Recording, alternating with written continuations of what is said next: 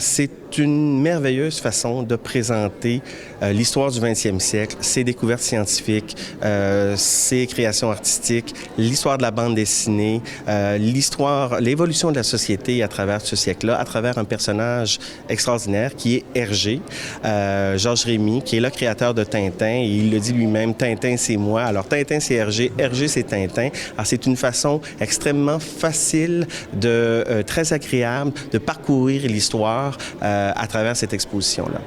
Et comment vous sentez, vous, personnellement? Moi, évidemment, je suis ravi parce que je suis un tintinophile.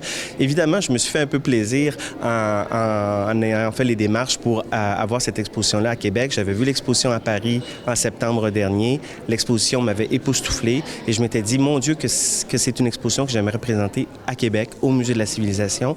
Et on a tenu les négociations et ça s'est réalisé. Donc, je suis heureux comme un enfant de 7 ans. Et j'ai l'impression aussi que les gens vont découvrir des choses sur Hergé, sur Tintin. Je l'espère. On le fait pour ça aussi, parce qu'il y a des côtés, évidemment, que tout le monde connaît de Tintin et de Hergé, mais il y a des aspects plus méconnus. Et ces aspects-là sont mis de l'avant dans l'exposition. Alors, on a un parcours notamment rétro-chronologique. On commence avec le décès de Hergé en 1983 et on se rend vers l'année de sa naissance. Et à travers ce parcours qui est légèrement déconcertant en partant, mais on se met dans un esprit, justement, de découverte. Et c'est pour ça qu'elle a été conçue comme ça, cette exposition-là. Et on apprend beaucoup de choses tout au long de l'exposition. Quelles sont les plus grandes découvertes que les gens peuvent s'attendre à faire ici? Entre autres, il y a des pièces vraiment importantes et touchantes à regarder, des planches à plusieurs états de création d'une bande dessinée.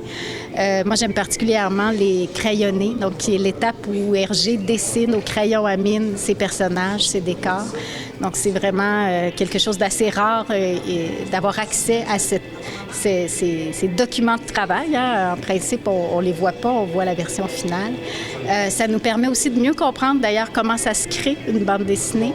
Et surtout, ça met de l'avant des facettes moins connues de ce personnage qui était Georges Rémy. Des choses qu'il a fait dans sa vie qu'on ne connaît pas, comme de la publicité, comme collectionner de l'art, ce genre de choses-là.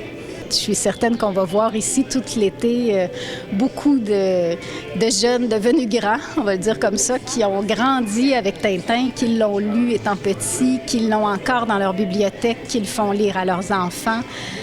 Tintin, on s'en rend compte, nous habite comme petits Québécois. On a presque tous eu accès à cette bande dessinée-là.